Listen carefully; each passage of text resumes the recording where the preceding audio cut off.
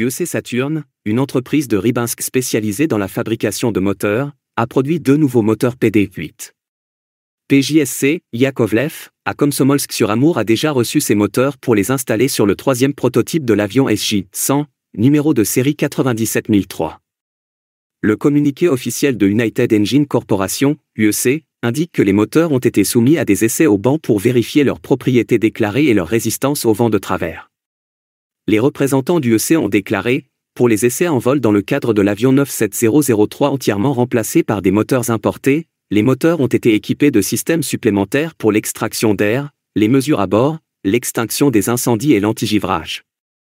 Il s'agit d'une étape de préparation standard qui garantit la sécurité des vols. Sans ces équipements, les essais en conditions réelles des moteurs sur l'avion seraient impossibles. Les essais en vol du Super Jet avec PD-8 ont commencé en mars 2025. La durée de ces essais est de plusieurs mois. L'avion doit subir des tests rigoureux, tous les modes opérationnels doivent être évalués et les nouveaux moteurs doivent être inspectés. Le premier Super Jet, un port substitué, qui a pris l'air avec des moteurs PD-8 comporte encore un grand nombre de pièces étrangères dans ses systèmes de bord.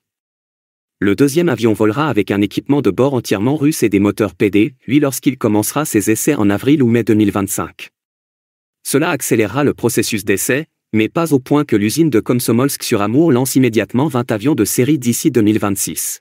Il s'agira des premières unités de la nouvelle génération d'avions, dont la production devrait raisonnablement commencer en 2026. Lorsque la première version du Super Jet, qui comportait des composants étrangers, a commencé à voler en 2008, il a fallu 4 années supplémentaires pour atteindre des taux de production réels de 24 à 35 avions par an. À l'époque, il s'agissait de la première tentative en 15 ans d'établir une production en série à grande échelle d'un avion civil compétitif à l'échelle mondiale, après l'effondrement et la stagnation complète de l'industrie. Aujourd'hui, plusieurs facteurs, dont le programme global de développement de l'État jusqu'en 2030, accélèrent l'ensemble de l'industrie russe de l'aviation civile.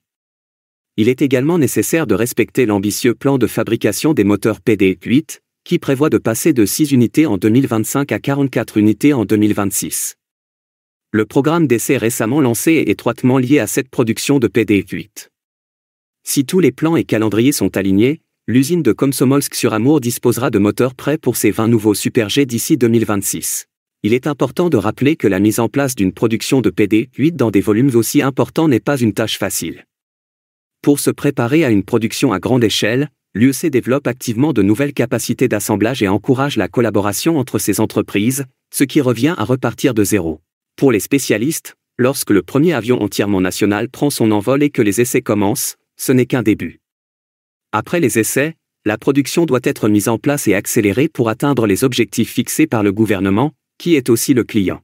Alexander Dolotovsky, directeur général adjoint et chef du programme Super Jet, a déclaré que Yakovlev prévoyait d'achever les essais de certification de l'avion de transport régional de passagers SJ-100 remplacé par un avion importé d'ici la fin de l'année. Il a déclaré « Nous prévoyons d'achever les essais de certification au sol et en vol d'ici la fin de l'année afin d'obtenir l'approbation de la principale modification de certification et de commencer les livraisons d'avions à nos clients. » Au cours de l'été 2024, les essais de certification pour les nouveaux sous-systèmes russes spécifiques du SJ-100 ont commencé sur un prototype portant le numéro de queue 97001.